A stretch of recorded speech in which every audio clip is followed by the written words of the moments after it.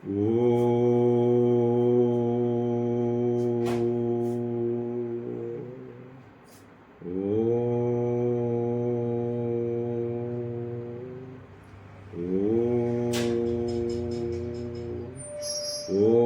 ഭൂർഭുവസ്വഹ തത്സവിതുർവരണ്യം ഭർഗോ ദേവസ്യ ധീമഹി ധിയോ യോ ന പ്രചോദയാത്. ഓം ശാന്തി ശാന്തി ശാന്തി. യദാ യദാ ഹി ധർമ്മസ്യ ഗ്ലാനിർഭവതി ഭാരത അഭ്യുത്ഥാനമധർമ്മസ്യ തദാത്മാനം സൃജാമ്യഹം. പരിത്രാണായ സാധൂനാം വിനാശായ ച ദുഷ്കൃതാം ധർമ്മസംസ്ഥാപനാർത്ഥായ സംഭവാമി യുഗേ യുഗേ.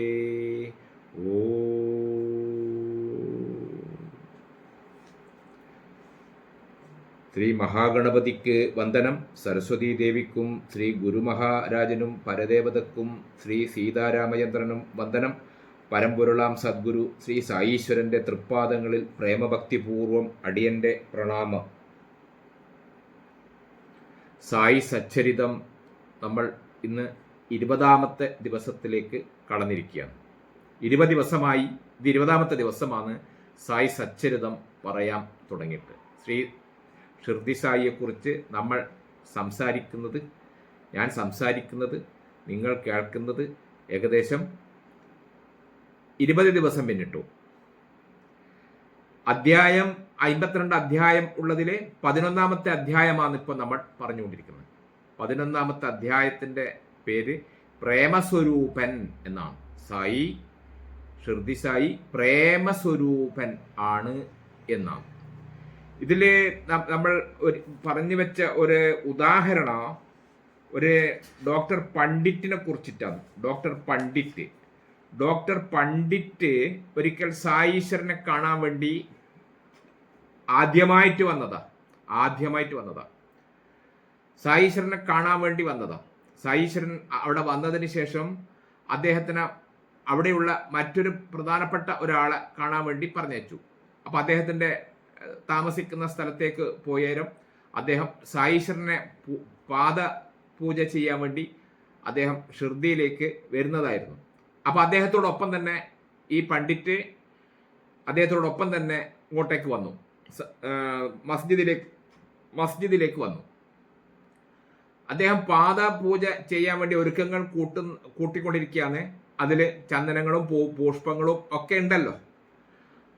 പെട്ടെന്ന് തന്നെ ഈ പണ്ഡിറ്റ് എന്ത് ചെയ്തു എന്ന് പറഞ്ഞാൽ, ആ അതിൽ നിന്ന് ചന്ദനമെടുത്തിട്ട് സായീശ്വരന്റെ തല പിടിച്ചിട്ട് നെറ്റിക്ക് മൂന്ന് വര ചന്ദനം വരച്ചു കൊടുത്ത്. എല്ലാ ആൾക്കാരും പെട്ടെന്ന് ഞെട്ടിപ്പോയി. സായീശ്വരൻ ഭയങ്കരമായി കോപിക്കും എന്നാണ് വിചാരിച്ചത്. പക്ഷെ സായീശ്വരൻ ഒന്നും ചെയ്യാതെ അദ്ദേഹത്തിന് വഴങ്ങിക്കൊടുക്കുക ചെയ്ത്. അപ്പോൾ എല്ലാ ആൾക്കാരും, ഇതുവരെ ഒരാളും ധൈര്യപ്പെടാത്ത ഒരു കാര്യമാണ് ഇന്ന് അവിടെ സായീശ്വരൻ ആദ്യമായിട്ട് കാണാൻ വന്ന ഒരു ഭക്തൻ ചെയ്തത്. എല്ലാ ആൾക്കാർക്കും അത്ഭുതം തോന്നി. അവർ സായീശ്വരോട് ചോദിക്കുകയും ചെയ്തു, ഇതെന്താ സായീശ്വരൻ, നമ്മൾ ഇതുവരെ ചെയ്യാത്തൊരു കാര്യം ഇന്ന് വന്ന ആ ഭക്തൻ ചെയ്തല്ലോ, സായീശ്വരൻ എന്തുകൊണ്ടാണ് പൂർണ്ണമായി അവന് വഴങ്ങിക്കൊടുത്തേ? അപ്പോൾ എന്താ സംഗതി എന്ന് പറഞ്ഞാൽ, ഇദ്ദേഹം ആ വന്ന ഡോക്ടർ പണ്ഡിറ്റ് അദ്ദേഹത്തിന് ഒരു ഗുരുനാഥനുണ്ട്. ആ ഗുരുനാഥന്റെ പ്രിയപ്പെട്ട ആളാണ് ആ പണ്ഡിറ്റ്. പക്ഷെ അദ്ദേഹത്തിന് സായീശ്വരനെ കാണുമ്പോൾ തൻ്റെ ഗുരുനാഥനെ പോലെ തന്നെ തോന്നി.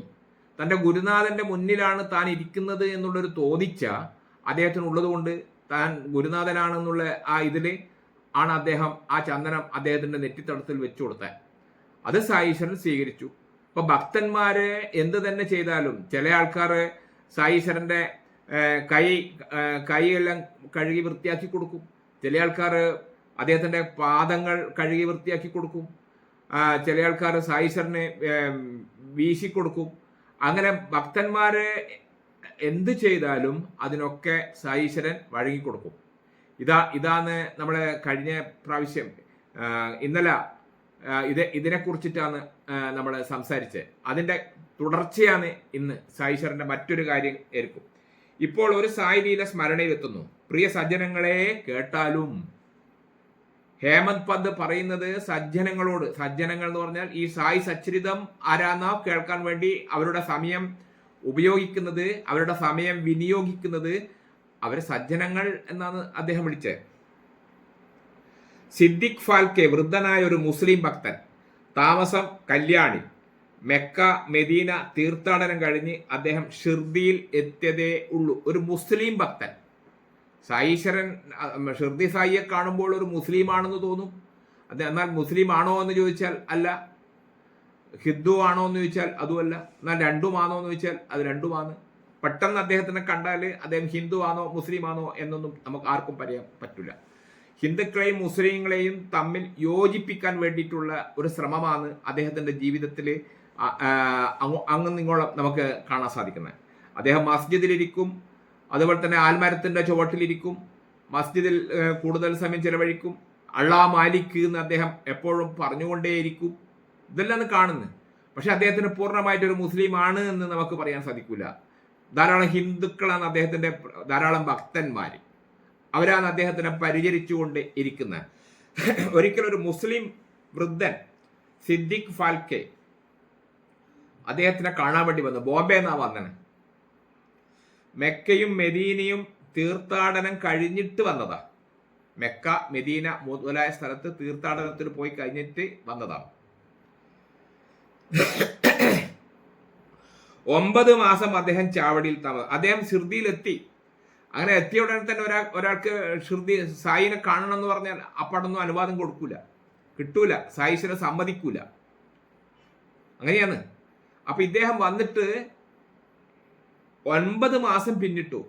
എന്നിട്ടും സായീശ്വരനെ പൂർണ്ണമായിട്ട് അദ്ദേഹത്തിന് കാണാനുള്ള ഒരു അവസരം അവിടെ കിട്ടിയില്ല. 9 മാസം അദ്ദേഹം അവിടെ താമസിച്ചു. പക്ഷെ ബാബ ആ ഹാജിയെ പരിഗണിച്ചതേയില്ല. മസ്ജിദിൽ കയറാൻ അനുവാദവും കൊടുത്തില്ല. ബാബ അദ്ദേഹത്തെ നോക്കാൻ പോലും കൂട്ടാക്കിയില്ല. അദ്ദേഹത്തിനെ കാണാൻ പോലും, അദ്ദേഹത്തിന്റെ മുഖം നോക്കാൻ പോലും ബാബ കൂട്ടാക്കിയില്ല. അദ്ദേഹം വലിയൊരാളാണ്, ആജിയാണ്. അദ്ദേഹം മക്കയും മദീനയും സന്ദർശനം കഴിഞ്ഞിട്ട് വരുന്നതാണ്. എന്നിട്ടും ബാബനെ കാണാനുള്ള അനുവാദം കൊടുത്തില്ല. ഹാജി അതീവ ഖിന്നനായി, നൊമ്പരത്താൽ ഹൃദയം ദ്രവിച്ചു. അദ്ദേഹത്തിന് ഭയങ്കര ദുഃഖമുണ്ടായി. കാരണം ഇത്രയും മാസം പിന്നിട്ടിട്ടും ഒന്ന് സായിനെ നേർക്ക് കാണാനോ അദ്ദേഹത്തിനോടൊന്ന് സംസാരിക്കാനുള്ള അവസരം പോലും കിട്ടിയിട്ടില്ലല്ലോ.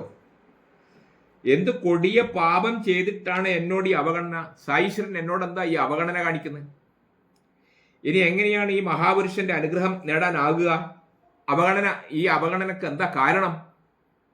നമ്മളെന്ന് തൊട്ട് മുന്നിൽ നമ്മൾ കണ്ടതാ.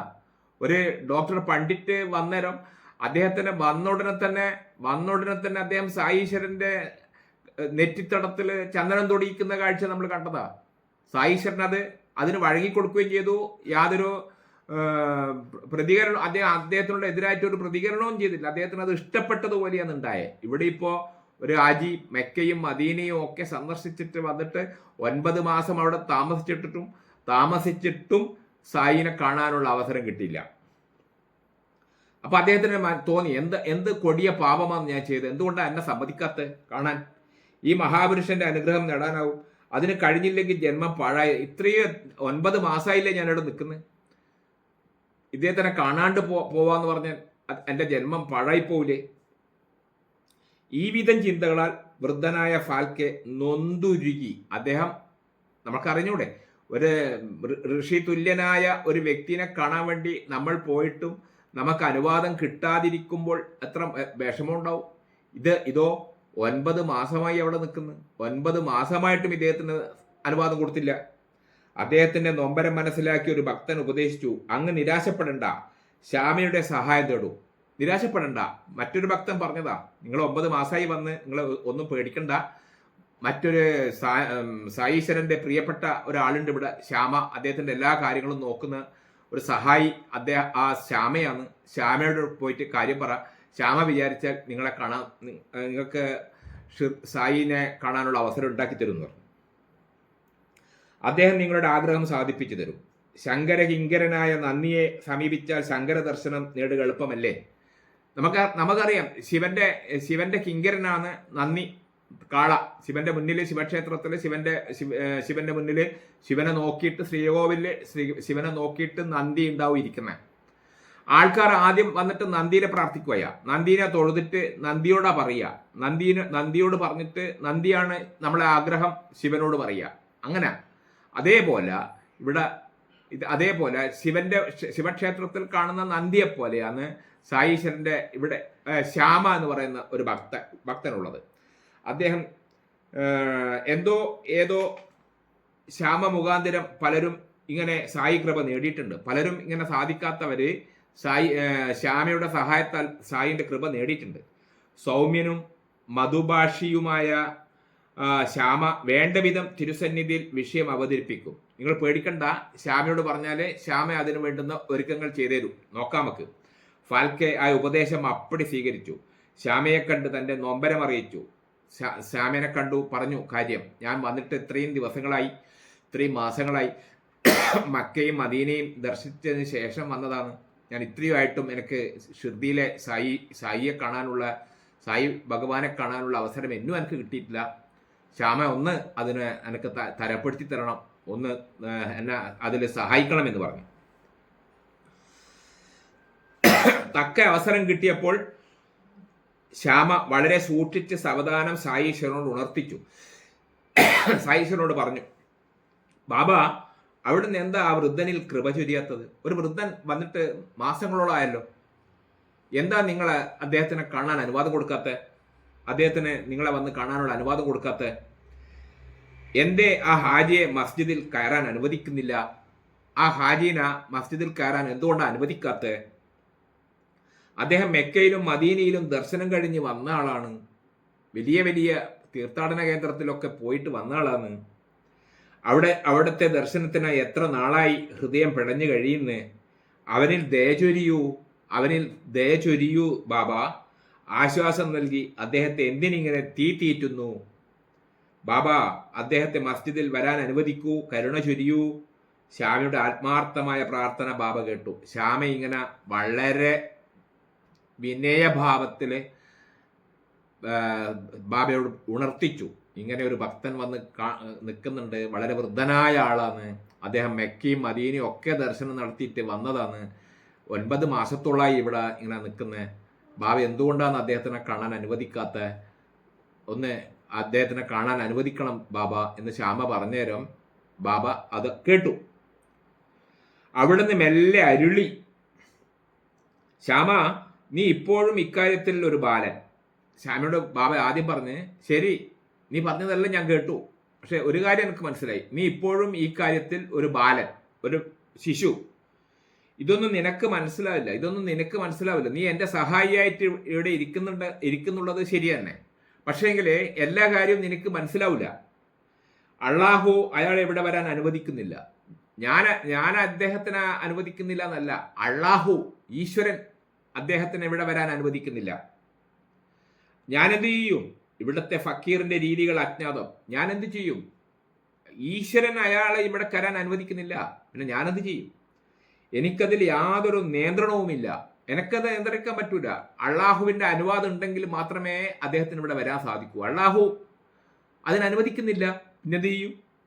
ആ മറുപടി ശ്യാമക്ക് തൃപ്തിയാകാത്തത് കൊണ്ട് സായീശ്വരൻ വീണ്ടും പറഞ്ഞു, നീ അയാളോട് ചോദിക്ക്, ബാർവി കിണറിന്റെ സമീപമുള്ള ഇടുങ്ങിയ പാതയിലൂടെ ശ്രദ്ധാപൂർവം വരാമോന്ന്. അവിടെയുള്ള ഒരു കിണറുണ്ട്, ഒരു ഇടുങ്ങിയ വഴിയാണ്.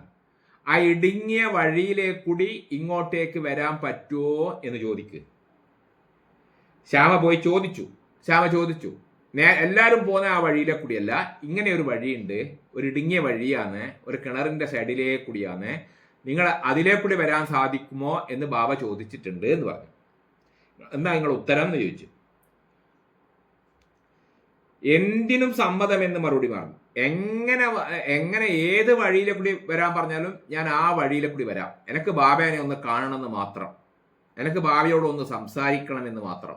ഞാൻ ഏതിലെ കൂടിയാ വരേണ്ടത് എന്ന് പറഞ്ഞു ബാബ പറഞ്ഞാൽ അത് ഞാൻ അനുസരിക്കാൻ തയ്യാറാണ്. ബാബ വീണ്ടും ചോദിച്ചു, എനിക്ക് 40,000 രൂപ 4 തവണകളായി തരുമോ എന്ന് ചോദിക്കുക. ബാബ രണ്ടാമത്തെ കണ്ടീഷൻ. ആദ്യം ചോദിച്ചു, ഒരു ഇടുങ്ങിയ വഴിയുണ്ട്, എല്ലാവരും വരുന്ന വഴിയിലെ കൂടി നിങ്ങൾക്ക് വരാൻ പറ്റൂല, മറ്റൊരു ഇടുങ്ങിയ വഴിയുണ്ട്, ആ വഴിയിലെ കൂടി വരാൻ പറ്റുമോ എന്ന് ചോദിച്ചു. ബാബ വിചാരിച്ച അയാൾ വരാൻ പറ്റൂല എന്നാ പറയാന്ന്. പക്ഷെ അയാൾ പറഞ്ഞു, ഏത് വഴിയിൽ കൂടി ഞാൻ വരാം, എനിക്ക് ബാബേനെ ഒന്ന് കാണണം, ബാബേനോട് ഒന്ന് സംസാരിക്കണം, ഇത്ര മാത്രമേ എനിക്ക് ആവശ്യമുള്ളൂ. അന്നേരം ബാബ പിന്നെ ചോദിച്ചു, എനിക്ക് 40,000 രൂപ 4 തവണകളായി തരാമോ എന്ന് ചോദിക്ക്. 40,000 രൂപ 4 തവണകളായി തരാമോ എന്ന് ചോദിക്ക്.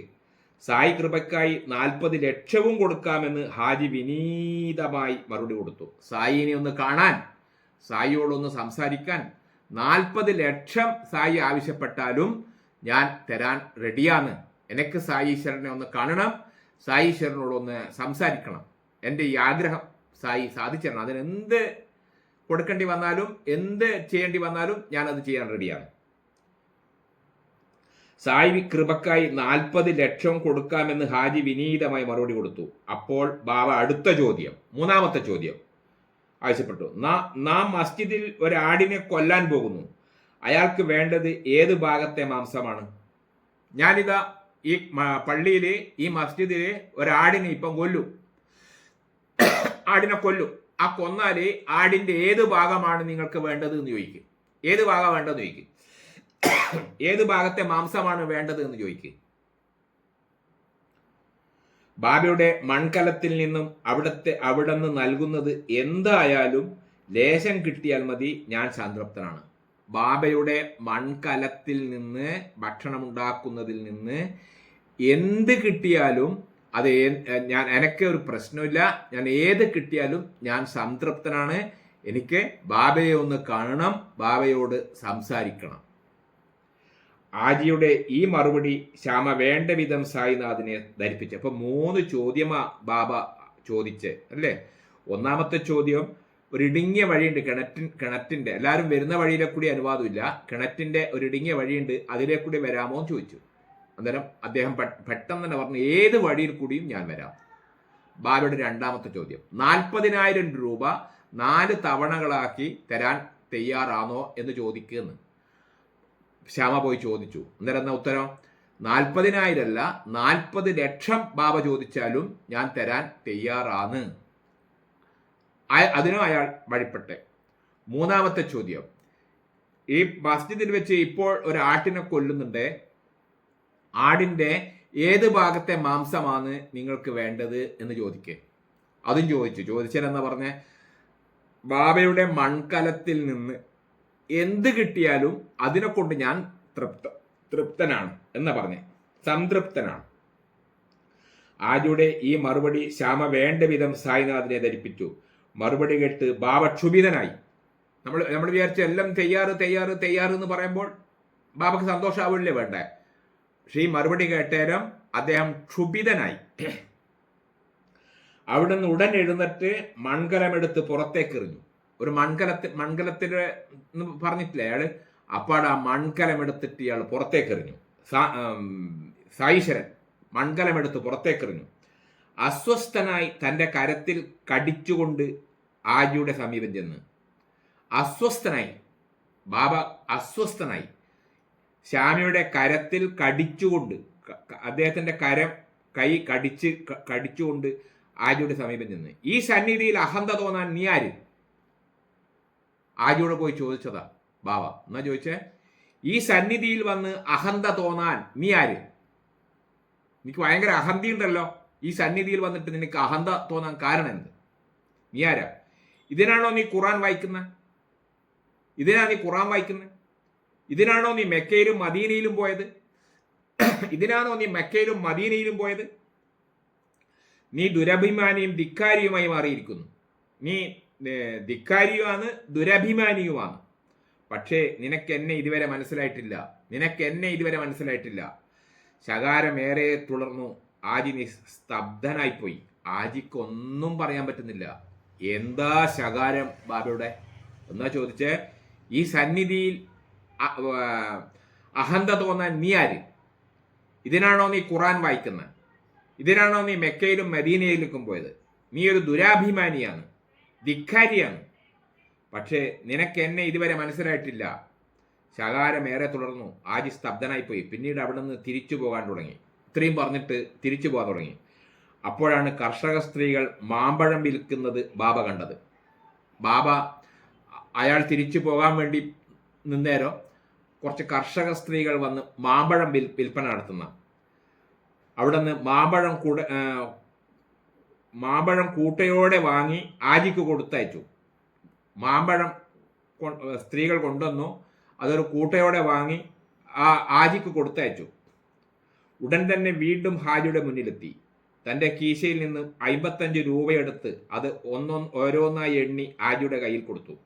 ബാബ തൻ്റെ കീശയിൽ നിന്ന് 55 രൂപയെടുത്ത് അത് ഓരോന്നായി എണ്ണി ഹാജിയുടെ കയ്യിൽ കൊടുത്തു. 55 രൂപയെടുത്ത് എണ്ണിയിട്ട് ഹാജിയുടെ കയ്യിൽ കൊടുത്തു. ഹാജിയുടെ ആനന്ദത്തിന് അതിരില്ലായിരുന്നു. ഈ നിമിഷം വരെ പുകഞ്ഞു ദഹിച്ചിരുന്ന ആ ഹൃദയത്തിൽ അമൃതവർഷമൊഴുകി. മാമ്പഴവും കൊടുത്തു, അതുപോലെ തന്നെ 55 രൂപയും ബാബ അദ്ദേഹത്തിന്റെ കയ്യിൽ എണ്ണിക്കൊടുത്തു. ഹാജിയുടെ ഇതുവരെ പുകഞ്ഞു ദഹിച്ചിരുന്ന ആ ഹൃദയത്തിൽ അമൃതവർഷമൊഴുകി. ഹാജിയുടെ മിഴികളിൽ ആനന്ദാശ്രു പ്രവാഹം. അതോടെ ഹാജി ബാബയുടെ ഭക്തസംഘത്തിൽ ഒരാളായി മാറി. ഇങ്ങനെ ഏതൊക്കെ വഴികളിലൂടെയാണ് സായീശ്വരൻ ഭക്തരിൽ കൃപ ചൊരിയുന്നത്? നമ്മളിലുള്ള എല്ലാ അഹന്തയും ദുരഭിമാനവും മാറ്റാൻ വേണ്ടി ബാബക്ക് ആവശ്യമുള്ള ഭക്തനാണെങ്കിൽ ആ ഭക്തന്റെ അടുക്ക എല്ലാ കാര്യവും അദ്ദേഹം ചെയ്യും.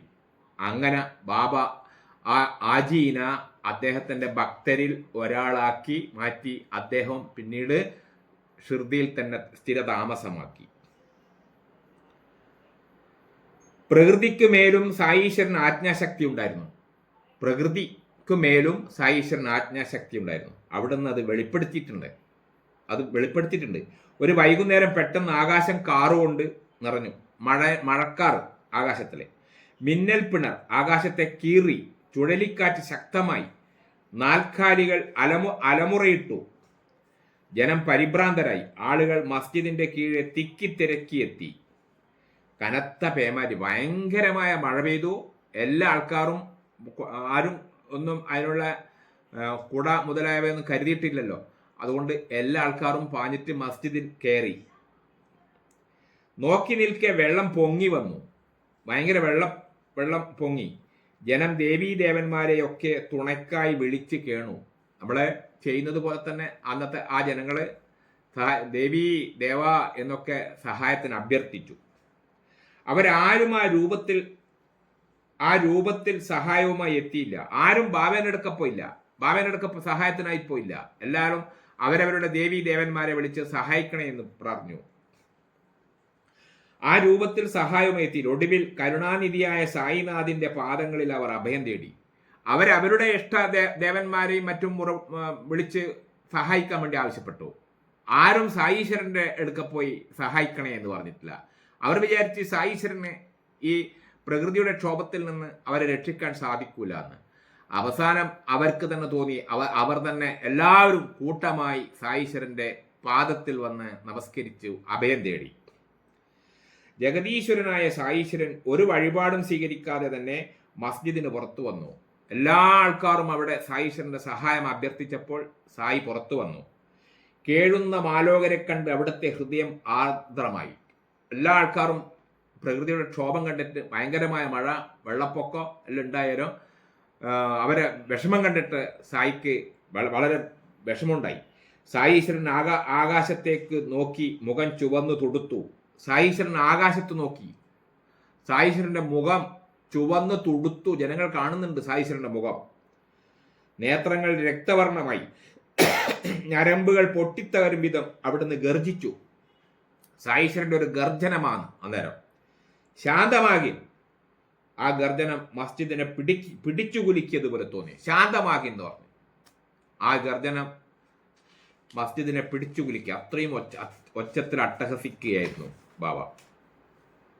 സായി ഗർജനം കേട്ട് മേഘഗർജനം നിലച്ചു. സായിയുടെ ഗർജനം കേട്ട് മേഘത്തിന്റെ ഗർജനം നിലച്ചു. കാറ്റടങ്ങി, മഴ കുറഞ്ഞു, ഇരുളകന്നു. താമസിയാതെ നിർമ്മലമായ ആകാശത്തിൽ ചന്ദ്രോദയമായി. ഈ അത്ഭുത തരംഗത്തിന് സാക്ഷിയായവർ അത്ഭുതത്താലും ആനന്ദത്താലും സ്വഗൃഹത്തിലേക്ക് മടങ്ങി. ഷിർദിവാസികൾ എത്ര ഭാഗ്യവാന്മാർ. പ്രകൃതിനെ പോലും സായീശ്വരനെ നിയന്ത്രിക്കാൻ കഴിഞ്ഞിരുന്നു എന്ന് സൂചിപ്പിക്കുന്ന ഒരു ഉദാഹരണമാണ് ഇവിടെ പറഞ്ഞത്. മറ്റൊരു സായി ലീല കേൾക്കൂ. ഒരു ദിവസം ഉച്ചക്കായിരുന്നു അത് സംഭവിച്ചത്. ധൂനിയിലെ അഗ്നി പൊടുന്നനെ ആളി ഉയർന്നു. എപ്പോ ധൂനി എരിയുന്നുണ്ട് എന്ന് പറഞ്ഞല്ലോ, സായിയുടെ സമീപത്ത് തന്നെ വിറകുകൾ ഇങ്ങനെ കത്തിക്കൊണ്ടേയിരിക്കുന്നുണ്ട്. ഒരിക്കൽ പെട്ടെന്ന് തീ ആളിപ്പടർന്നു, ഉയർന്നു. അഗ്നിനാമ്പുകൾ മുകളിലെ മച്ചിൽ നക്കാൻ തുടങ്ങി. അത് തുടർന്നാൽ ഏതാനും നിമിഷങ്ങൾക്കകം മസ്ജിദിൽ ചാരക്കൂമ്പാരമായി തന്നെ അഗ്നി മേലെയുള്ള മച്ചിൽ മുട്ടാൻ തുടങ്ങി. അപ്പോൾ മച്ചിൽ മുട്ടിയാൽ അതിന് തീപിടിക്കുമല്ലോ. അപ്പോൾ മച്ച് മുഴുവൻ താഴെ വീഴുമല്ലോ, ആ മസ്ജിദ് മുഴുവൻ പൊളിഞ്ഞു പോവല്ലോ. ഈ ഭയാനക രംഗം അരങ്ങേറുമ്പോൾ സായിനാഥൻ ശാന്തനും സൗമ്യനുമായി കാണപ്പെട്ടു. ഭക്തന്മാർ ഉത്കണ്ഠയോടെ ബാബയെ വിളിച്ചു കേണു. ഭക്തന്മാർ ഉത്കണ്ഠയോടെ ബാബനെ വിളിച്ചു പറഞ്ഞു, ബാബാ ഇപ്പോൾ ഈ പള്ളി പൊളിഞ്ഞു താഴവും തീ ആടിപ്പടർന്ന് മേലോട്ട് പോകുന്നുണ്ട് എന്ന്. അവിടുന്ന് ഉടൻ കയ്യിലിരുന്ന വടി കൊണ്ട് തൂണിൽ അടിച്ച് ആജ്ഞാപിച്ചു, അടങ്ങി അടങ്ങി. ഓരോ അടിക്കുമൊപ്പം അഗ്നിനാളങ്ങൾ തലതാത്തി. അടങ്ങി എന്ന് പറഞ്ഞിട്ട് തൂണിൽ വടീനെ കൊണ്ട് അടിച്ച് അഗ്നിനാളങ്ങൾ തലതാഴ്ത്തി തുടങ്ങി. മഹാപ്രഭുവിന്റെ ഇച്ഛക്ക് വഴങ്ങി. അപ്പൊ പഞ്ചഭൂതങ്ങള്, നേരത്തെ വെള്ളം, ഭയങ്കരമായ ഇടി, മഴ അല്ലേ, അതിനുശേഷം വെള്ളങ്ങൾ ഉയർന്നു. ഇപ്പോൾ അഗ്നി, പഞ്ചഭൂതങ്ങളെ മുഴുവൻ അദ്ദേഹത്തിന് നിയന്ത്രിക്കാൻ കഴിഞ്ഞിട്ടുണ്ട്. അഗ്നിനാളങ്ങൾ തലതാഴ്ത്തി തുടങ്ങി. മഹാപ്രഭുവിന്റെ ഇച്ഛക്ക് വഴങ്ങി. ഞാൻ ഇതിലേറെ എന്ത് പറയാൻ. ഇതാണ് സായി എന്ന പൂർണ്ണ അവതാരം. ആര് ആ തൃപ്പാദങ്ങളെ ശരണം പ്രാപിക്കുന്നുവോ അവർ രക്ഷിക്കപ്പെടും. ആ തൃപ്പാദങ്ങളെ ആരാണോ അഭയം പ്രാപിക്കുന്നത് അവർ രക്ഷിക്കപ്പെടും, ഉറപ്പാണ്. കൃപാമയ്യായ സായി അവരെ കൈപിടിച്ചുയർത്തും. എല്ലാ അഭിലാഷങ്ങളും പൂർത്തീകരിക്കപ്പെടും. അവരുടെ ആഗ്രഹങ്ങളൊക്കെ പൂർത്തീകരിക്കാൻ സാധിക്കും. തെല്ലും സംശയിക്കണ്ട സായിന, തെല്ലും സംശയിക്കണ്ട. നിങ്ങൾ എന്താണോ ആഗ്രഹിക്കുന്നത് ഭയഭക്തിയോടുകൂടി സായിശ്വരന്റെ മുന്നിൽ പോയാൽ അത് സാധിച്ചിരിക്കും. ഹൃദയം പരിശുദ്ധം. നമ്മൾ ചെയ്യേണ്ടത് എന്താണ്? പരിശുദ്ധമായ ഹൃദയം. സാധനകളിൽ നിഷ്ഠശീലിക്കൂ.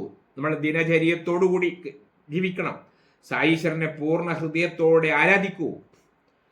നിത്യാനന്ദം സ്വന്തമാക്കൂ. ഈ അധ്യായം നിത്യവും ഭക്തി വിശ്വാസങ്ങളോടെ വായിച്ചാൽ മനഃശാന്തി ലഭിക്കും. അപ്പോൾ ഈ അധ്യായത്തിന്റെ പേര് പ്രേമസ്വരൂപൻ എന്നാണ്. പ്രേമസ്വരൂപൻ 11ാമത്തെ അധ്യായമാണിത്. ഈ 11ാമത്തെ അധ്യായം ആരാണോ നിത്യേന ഈ പറഞ്ഞ കാര്യങ്ങൾ നിത്യേന കേൾക്കുന്നത് ശീലമാക്കുന്നത് അവർ സമസ്ത ദുരിതങ്ങളിൽ നിന്നും മോചിതനാവും. അപ്പോൾ ഈ അധ്യായം നിത്യേന കേൾക്കാൻ വേണ്ടി നമ്മൾ ശ്രമിക്കുക. ആത്മീയ ആനന്ദം ആഗ്രഹിക്കുന്നുവെങ്കിൽ ഈ അധ്യായം ആദരവോടെ വീണ്ടും വായിക്കുക. ഈ കഥകളുടെ ആവർത്തിച്ചുള്ള വായന മനം ശുദ്ധമാക്കും, നീചമായതിനെ നമ്മിൽ നിന്നും അകറ്റും. മാത്രമല്ല ബാബയുടെ അനുപമ പ്രേമം അനുഭവിക്കുകയും ചെയ്യാം. 11ാമത്തെ അധ്യായമാണ് നമ്മളിപ്പോൾ ഇവിടെ വായിച്ച് പറഞ്ഞു കഴിഞ്ഞത്. 11ാമത്തെ അധ്യായം നമ്മൾ സായീശ്വരന്റെ തൃപ്പാദങ്ങളിൽ സമർപ്പിക്കുന്നു. ഇന്ന് 20ാമത്തെ ദിവസമാണ്. സായിയുടെ ഈ ചരിതം നമ്മൾ വായിക്കാനും പറയാനും തുടങ്ങിയിട്ട് 20 ദിവസം പിന്നിട്ടു. എല്ലാ ആൾക്കാരും സായിയുടെ ചരിതം അരമണിക്കൂർ ഒരു ദിവസം വെച്ചിട്ട് കേൾക്കണം എന്ന് വിനീതമായി അഭ്യർത്ഥിച്ചുകൊണ്ട് ഇന്നത്തെ ഈ വായന അതുപോലെ തന്നെ പറയുന്നതും ഇന്നിവിടെ വെച്ച് നിർത്തുന്നു. എല്ലാ ആൾക്കാർക്കും ഓം ശ്രീ സായീശ്വരായ നമഃ.